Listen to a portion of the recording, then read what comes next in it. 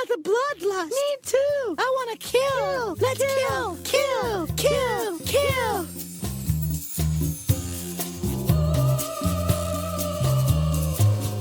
Hello, listeners, and welcome to The Bloodlust. This is your go-to podcast for classy broads talking horror. This is episode 214 of the program. Tonight we're talking about Terrifier 2. Actually, the third Terrifier movie, but let's not split hairs here. My name's Amy. I'm your fearless leader, joined as always by my lovely, talented co-host, Jamie. Hello, friend. Hello. How you doing? Oh, I'm fine. Yeah? You get a lot done today? Yes and no. Yes and no. Did you watch a lot of I did and I didn't. No. I did watch 3 episodes of MasterChef this morning, so I feel pretty accomplished. Oh, that's good. Bless you. Other than that, I'm dog-sitting a 17-year-old poodle who is using my house like a giant toilet. Yay. Yes. I hope you listeners had a lovely Thanksgiving if you are in the States. I went to Buffalo. It was not snowy, not a bit. Seems lucky. Yeah. Got my snow tires put on for no reason, it turns out. There will be snow. I'm sure. At some point, there will be snow. I saw The Fabelmans. Thought it was pretty good. Not like great Spielberg, but good Spielberg. And I am reading a book called Little Heaven by Nick Cutter that so far I'm a little less than halfway through, and I very highly recommend it. As you listeners might know, we both have read The Deep and The Troop by Nick Cutter, and they're favorites of ours, although they have some disturbing animal violence sequences that we don't care for. But this one so far, nothing like that. Well, except some little kids are making fire ants attack a shrew, which wasn't pleasant, but compared to the other 2 books, pretty tame. Sure. And so far it's cool and monstery and westerny with some hired fun. gunslingers, and that has been pretty interesting. And it also is about a cult, so Little Heaven. Now you speak my language. Yeah, I recommend it so far, especially if you like westerns. And, you know, I don't always, but it's like a very gory Cormac McCarthy book, I guess. Which, I guess some of those are also pretty gory on their own, but without a bunch of words that you end up having to look up, because that was my takeaway when I read The Road. It was good, and it had some crazy imagery, but fuck, that guy uses big words. Yeah. I've never read a writer It's a who chore. uses so many big words, you know? It's not like I'm reading a lot of Danielle Steele and stuff. I've read some, you know. Whatever. I've seen your bookshelves. But anyway, that's what I've been up to. So I'll let y'all know how the book is when I finish it, which is hopefully, I don't know, soon, because I have another book to read, or another 2 books to read before the end of the year to hit my reading total. My reading challenge quota of 22 books. How are you on yours? I haven't even looked, so we're doing fine. Great. Yeah. Have you read anything good this year? I don't know. I haven't really made it a priority this year, so no. I probably haven't read a book in like the last 4 months. Really? Okay. Yeah. Well, I go through spurts. I've been trying. Last year I did not hit my quota, and I was very sad. So I hope this year I will. Well, good luck. Godspeed. Thank you. Thanks very much. I've been seeing a lot of trailers for Women Talking, the adaptation of that book, which I read either at the end of last year or this year, which was very good. I mean, it looks super duper awards baity. It's got everybody in it. Have you seen the trailers? It's got like Claire Foy and Jessie Buckley and I think Rooney Mara. Yeah. One of them Maras. One of the Maras. Anyway, I'm interested in seeing it because I'm sure it will be a very powerfully acted movie. Oh, Frances McDormand's in it too. Just like every great actress. Sure. Who's white because it's about a bunch of Mennonites. Anyways, that's enough talk about other stuff. Let's get down to it, huh? the brass tacks. Let's talk about horror and our roundtable question, which today is, Jamie, according to our good pal, superfan Addison, we, as hosts, like to recommend questionable movies to children. Would you argue with that? No. No, I think that we do. We're not great about that. I would argue about questionable. I think they're perfectly fine. We think they're perfectly fine. Normal people think they're questionable. Sure. So Addison's roundtable question for this week is, what are some examples, Jamie, of horror movies that you would never recommend to anyone under 18? Oh, boy. Did you have a hard time coming up with any? Because I did.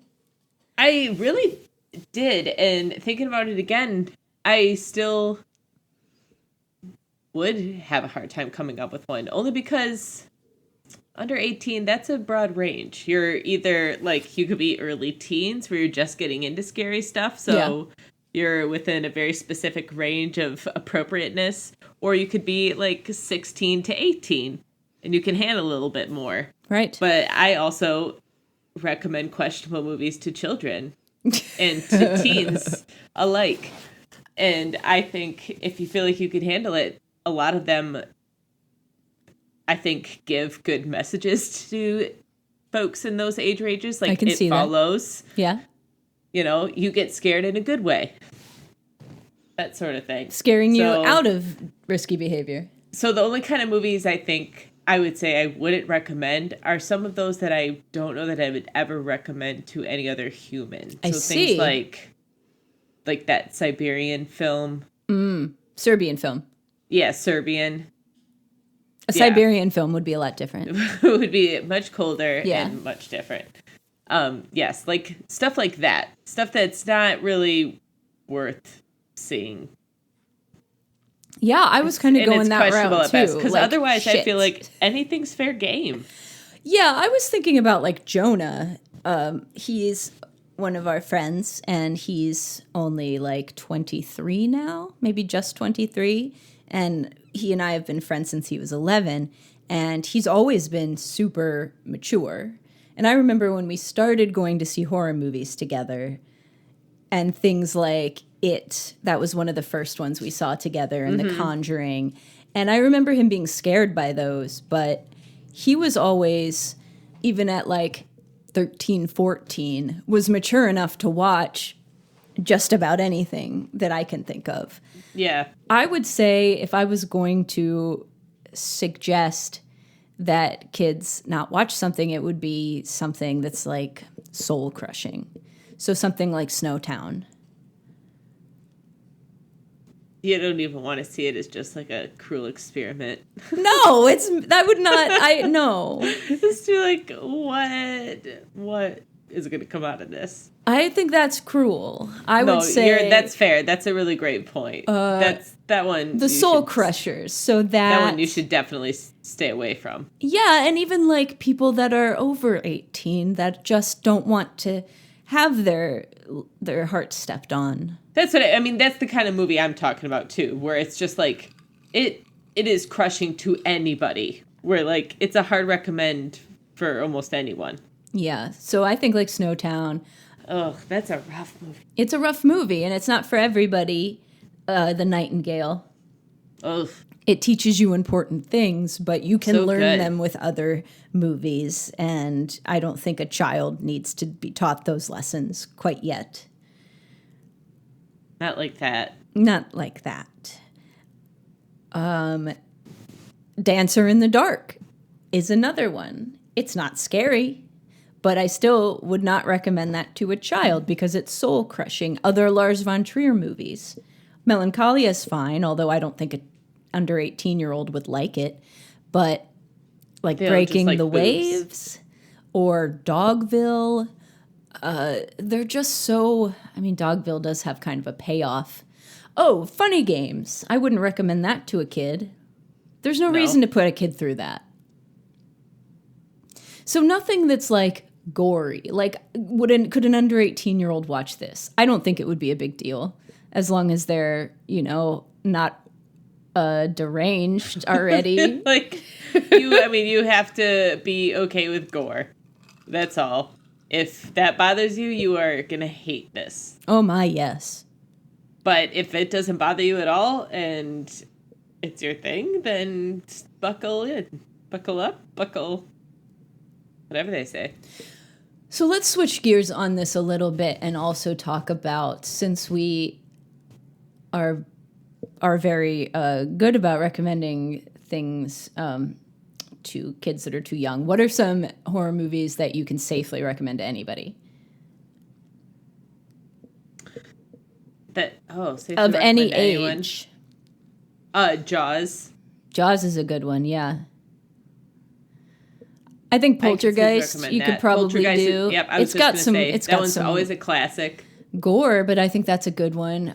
Something like The Witches and Return to Oz are good for like a little bit older kids.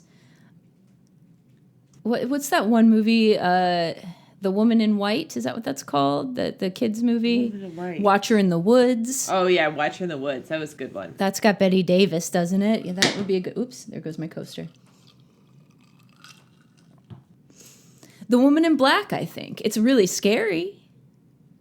But for like an older teen, I think that would be good. Some horror comedies, stuff like Shaun of the Dead or Housebound would be good. Spooned, yes. What are some movies that you would recommend to kids to keep them from being bad?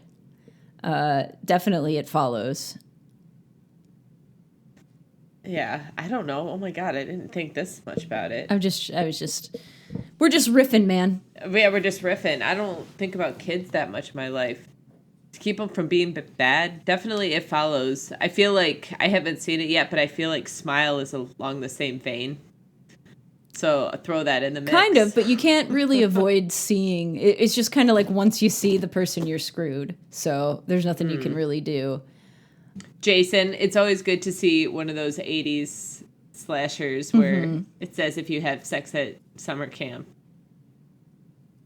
you get crabs. You get killed. And crabs. And in which order, you know not. You'll find out at the last minute. Anything from this year that you think you would recommend for kids? I'm just trying to think back. The foggiest. I'm just trying to think back on some stuff I watched this year. What do you think I am? I know, I'm making this difficult. Cast your mind back. Cast your mind. I don't know. Bodies was fine. What did we even see?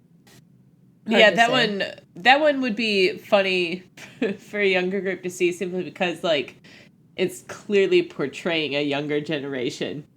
Yeah, and it would be interesting to see. But yeah, how they received that to like whether or not they found that to be accurate. Yeah, I think that would be a good one. And that movie was fun. Yeah, it was. It was fun.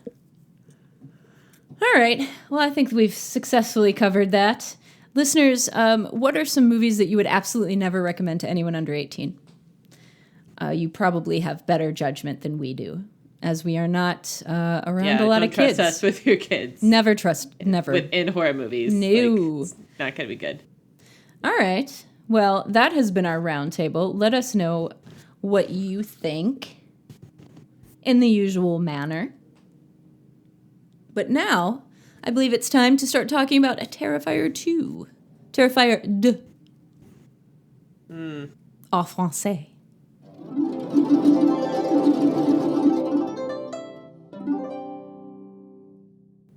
Sure. If you say so. That's right, I do. So, Jamie, give us the stats for this one, if you would. Sure. This was written and directed by Damien Leon. It stars Lauren Lavera, David Howard Thornton, and Elliot Fulham. It's not rated. Runtime 2 GD long, 2 hours, 18 minutes. Premiered at Fantastic Fest September 22nd of this year, 2022. Released October 6th, 2022. And on Rotten Tomatoes, it's got 86% fresh from critics, 81% from audience. That's Thank you. higher than I would have expected. It's not, it hasn't gotten a lot of reviews from top critics. Okay. It's mostly just genre blogs and stuff. Although The Guardian reviewed it and Still seems Variety high. and stuff. I know, it does. So what's this one about? Well, Art the Clown is evidently a supernatural being because he's resurrected at the beginning of this. Ta-da! Yeah, and he returns to Miles County, the site of his former massacre, to wreak havoc once again. And this time he targets a teenage brother and sister, or like a tween brother and teen sister, who have recently lost their father. And I forget the boy's name, but the lead is this girl named Sienna. I think she's supposed to be. Jonathan? Yeah, I think you're right. She's supposed to be in high school, but...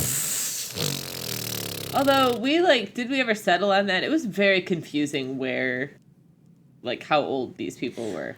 There's a scene where she's talking with her friends, and they sure as hell look like they're on a high school campus. But and that they're, sitting outside for lunch or something? Yeah, but I don't know. Because they also show side boob, and she goes to this club and is able to order drinks and whatever. So I'm not exactly sure how old this chick is. Yeah. But it's not all that important, nor really are the ins and outs of the plot. There's a lot of weird stuff. There's this little mini-me clown of a girl that he must have killed in the previous movie, who sometimes appears to Art as a hallucination or a apparition where others can't see her, and then sometimes appears to other people and can interact with them. We're not sure. The elephant in the room here is the enormous runtime of 2 hours and 18 minutes. It should be said that Damien Leone is also the editor. Oh, you don't say. Are you surprised? Yes. So surprised. I'm surprised that he was also the editor of Terrifier 1, which was an hour and 20 minutes long. I feel like this one he's no, guys. Now I'm going to show you. I guess. And even with the 2 hour, 18-minute runtime, it was still only made for about $250,000 and was almost all practical effects. There were a couple times when they used computer imagery, and I can tell you when they were if you like. But I feel like I noticed them, at least in the first instance of it. But the special effects in this, I don't think you will dispute, are really good. Well, I might dispute. Okay, well, let's hear it, Jamie. What do you think about Terrifier 2? No, I won't dispute that. I didn't think you would. The effects are really awesome. Yeah, they are. And that's what's really frustrating is because this movie has had a lot of good things going for it. It had super good practical effects. I think maybe I'm getting to an age where I don't need to see 2 hours and 20 minutes of brutal gore. You've really changed, Jamie. And stuff, yeah. And there was definitely one scene where I gagged a little bit, and that doesn't often happen to me, but it struck a very unfortunate note. A nerve? Yeah. And listen, this runtime is insane. It's way too long, and you feel it all the way through.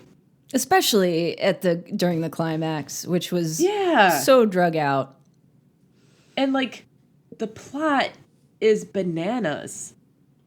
Right, because there's dream sequences. It's terrible. Yeah, the dream sequences could have been cut completely. They added nothing. They didn't add any. They didn't need to be there. What are we trying to do? Are we trying to insinuate that Art the Clown is similar to Freddy? It seemed that way. He can get into dreams. Okay, also cool. So he's also Mike Myers in that he's super tough and can just bash through people and take on multiple wounds. And it was weirdly trying to make him something else, trying to fit him into some sort of mold. And it was so weird and felt so messy. And all they needed to do was just bank on the cool scenes of just showing Art the clown, like just showing him doing the things. That was what was in the first one and what was so successful. Like, he looks creepy. It's such a cool visual. Especially like the miming of everything, the laughing and the... Yeah, and the like being completely silent. And the actor's great. Yeah, that all works.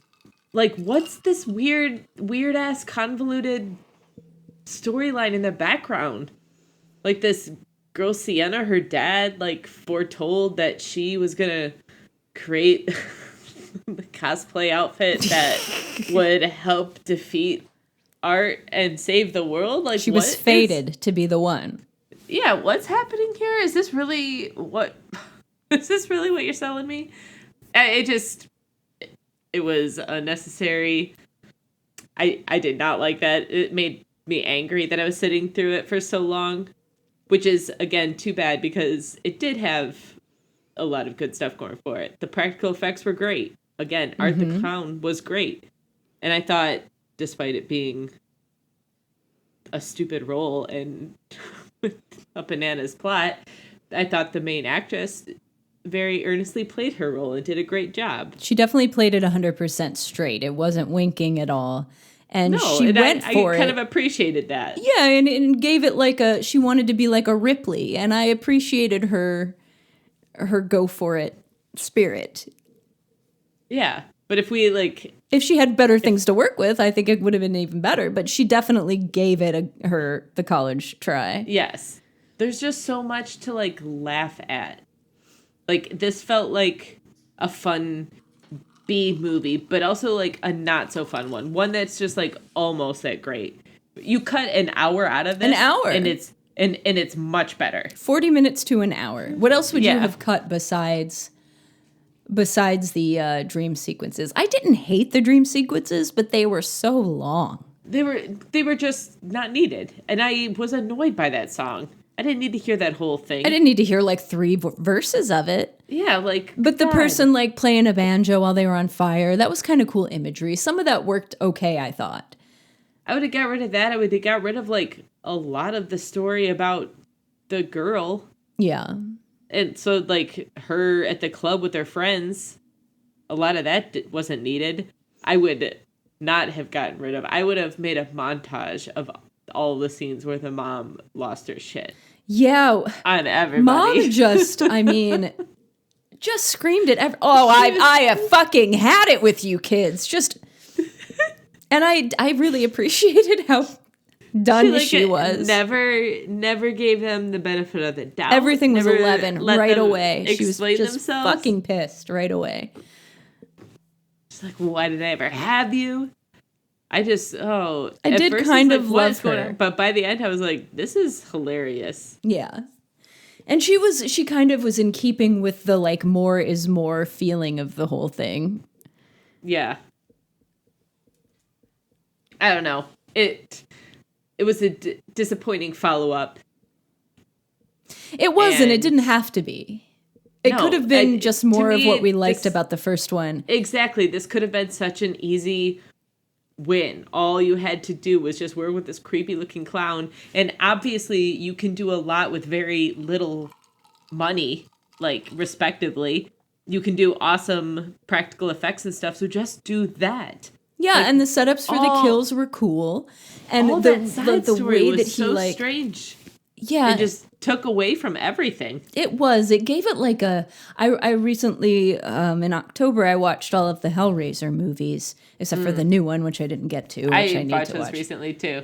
And it reminded me of like a plot of one of those. Yeah. Where it was just like, what the fuck are you talking about? Like the first Hellraiser, of course, has a cool plot and stuff, but right with the second one, it starts to get real weird and convoluted. But having that weird like 80s like He-Man fantastical like feel to it, where'd that come from? I mean, I don't necessarily dislike that. It was all too much with the rest of it. You know, It could have been fine, and it had like the fun synthy score, and it could have been more like 80s badass, you know. But then, yeah, cut some of the rest of it. You know, if you wanted it to be a weird thing with the weird dream sequences and the like, he visits your dreams and stuff like that, fine, make it that. If you wanted to make it, you know, like the 80s throwback kind of thing, then make it that with the fun He-Man style protagonist. But you can't I feel like that makes no sense. You can't do both. Yeah. No, you certainly can't do both. This reminded me of, like, you would think this was his first movie, not his second movie, you know, because you would think he hadn't already established some sort of like groundwork. Right. You don't have to complicate the formula. You just bring us more, and he did give us new fun kills, you know, and really brutal ones, and just so rough, so over the top, to the point where Art just basically just like claws at dead corpses with his hand and rips them apart. You know, there's a lot of that where it's just like, it's just totally mutilating bodies. Her poor friend. Yeah, that was my favorite. That was ridiculous. So rough. Yeah. And just prolonged, like, torturing do? scenes of people just screaming and screaming and screaming while they're getting tortured. And all of that stuff could have been shorter. It just needed... Yeah, it did. It was just all a little bit too long. I think it's interesting that the guy who plays Art helped the director, the writer-director, come up with the kills and stuff. Really? Yeah. That's great. They came up with them together. And they're great. There's great kills in this. Yeah. But they get creative.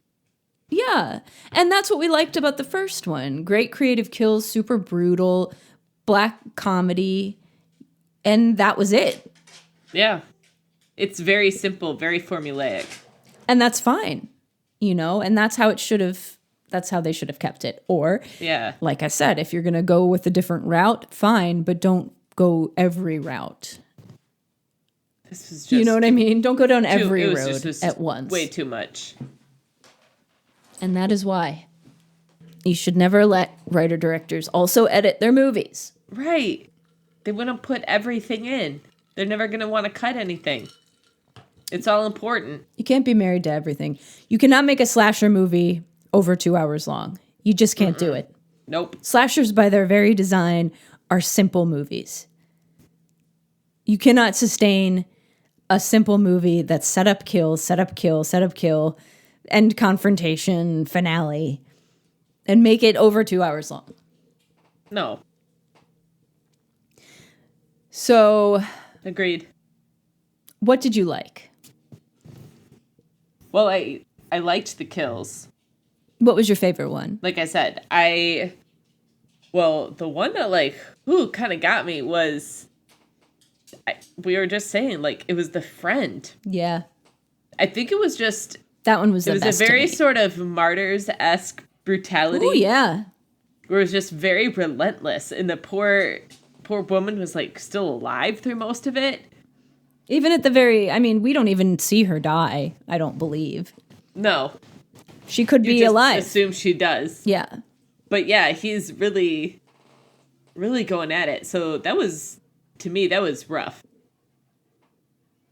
And that was one of the instances where they used CGI just for the point at the very end when it's revealed that she's alive. I think they CGI'd her eyeball. You see it in her face. Yeah. Yeah. Mm-hmm. And you also see it.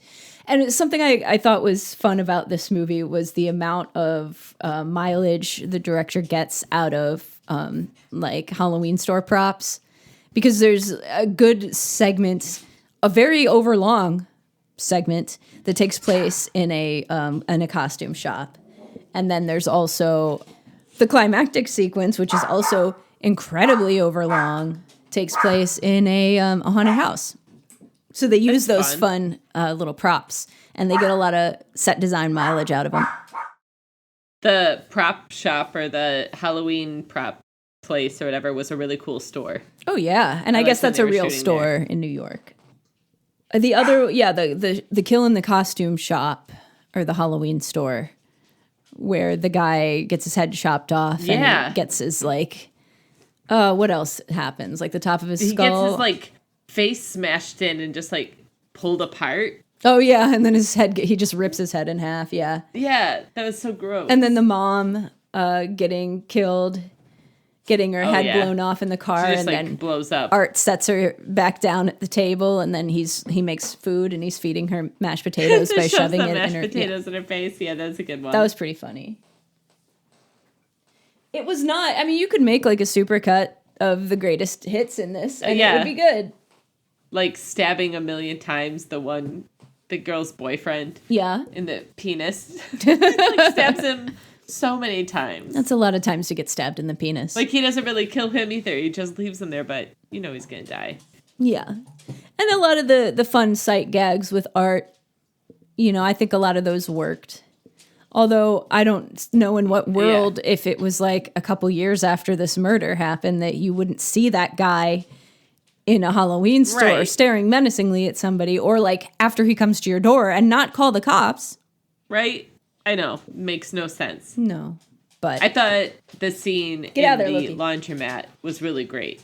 I thought it was very funny. It was kind of tense, just like seeing a weirdo, like obviously seeing something that's not there sort of thing. Like, and also absolutely disgusting. That was the scene where I gagged and I was not ready for that. I don't remember how he gets killed. It was horrible. It doesn't really show it. It kind of just like fast forwards and then you see him. He's got like a pole or a bat or something like in his face. And that made you gag? No. I gagged when the like little girl thing like shat all over the floor. Oh, yeah. She had like bloody gut diarrhea. It was so gross. I forgot what made you gag. That's right. Yeah, I did not enjoy that. Luckily, they didn't show what it was coming out of, so I suppose it could have been anything. Right, but still, it was gross, and it could have been her little girl vagina, I suppose.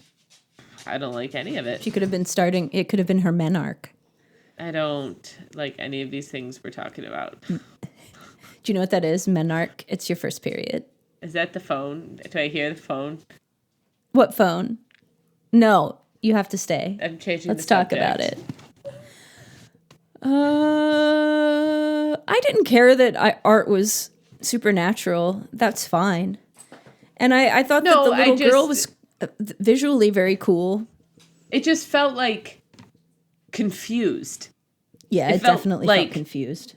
Like they didn't come up with an idea and then flesh that out and say like, okay, he's supernatural. So here are the like mechanics of how that works. Exactly. Here are the rules within this universe of how this works and how folks interact. Like sometimes people could see him and the little girl. Sometimes they couldn't.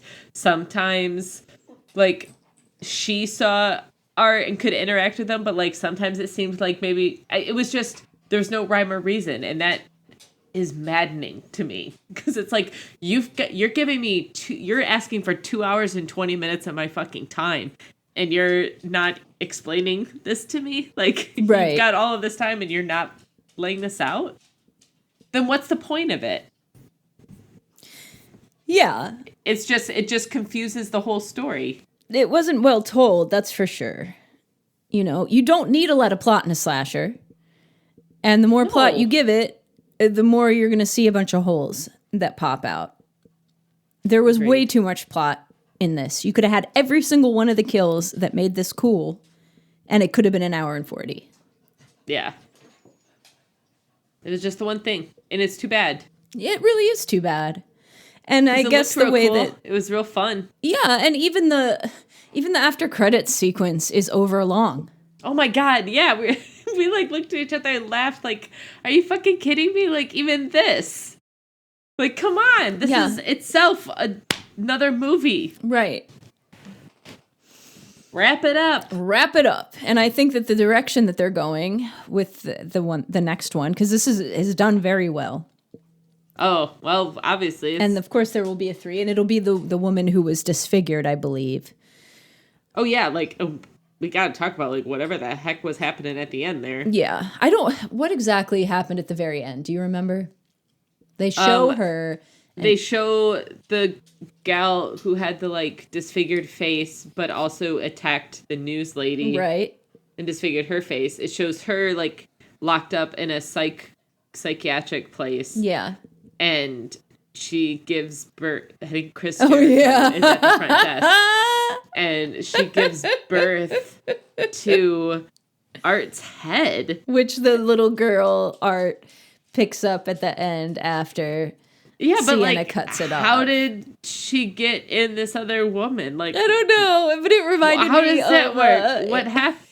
Did you ever watch The Kingdom? Speaking of Lars von Trier, it was a weird TV series that he made before he like really started making movies. No. They remade it. Stephen King remade it for the US, and it was really bad. But it was fucking batshit. And there's this one episode where a woman gives birth to a full-sized Udo Kier. Oh. And he comes out, and his head comes out. This full-size man's head comes out. And it's just so funny. And that's all I could think of. Yeah. Yeah, that's like this. Except it's just the head. So, I don't know. She and Art's head will be the stars of Terrifier 3, I'm guessing. It's just so gross because it, like, shows her and she's hunched over and she's, like, licking him clean? the stuff off of his head. Yeah. It was gross. Yeah, it was I mean, gross. I get all of those articles that were like, this shit's nasty. Like, people watching this feel sick. Like, I get it. Yeah, there was really if you fun, were used gross... to this thing, this would get you. Oh yeah, I mean, if you saw this and you're a normal person, this would be disgusting. It would have been fun if Kay could have watched it with us. Yeah, I feel like that's what I remember from the first one is that because it was a shorter runtime, like all of that stuff felt so fun because it felt more sort of relentless. Yeah, This, with the longer runtime, like it had too much downtime in between it. Too much story. Like, you're trying to give me something serious, and that's not what I came here for. No, we didn't need a mythology. Right. I don't need a backstory. And you didn't write a good one anyway, so... No, you've further confused it again. However, again, the mom loved her. Yeah, I mean... So that like was I great. Said, at first I was like, she's harsh, horrible. but then I loved her. But then by the end, I was just like, okay, now this is just funny. Because it was every time. There wasn't anything. She was so mad. She was always ready for a fight. Yep. I also noticed this time, where I didn't before, that he's a mime. And nobody talks about that. And that's funny to me. He's all black and white. He has, like, the French-style mime. I feel like one of the characters mentioned it in this. Did he? Mm-hmm. Because I remember thinking, oh, we just talked about that. Oh, yeah. As a character, I think he's a cool character. Yeah. He looks cool. He's a good actor. His face looks really creepy. Very disappointing. Makes very cool, like, gestures. Yeah. He does a good job. I don't know. What are you rating this, man? I'm probably rating this a 2.5. Because, like, there's no way I would watch this again. It's just not interesting and it's too damn long. I would maybe watch it again. Only because... If someone does a new cut where it's down to, like, 140. I would probably watch it again and just, like, not totally pay attention the whole time and watch for the kills. I'm going to give it a... See 'em. I don't know. Like, I'm on the fence between a 2.5 and a 3. Just because I really did like the kills. But it just doesn't have any right to be this long. It doesn't have any right to be this long.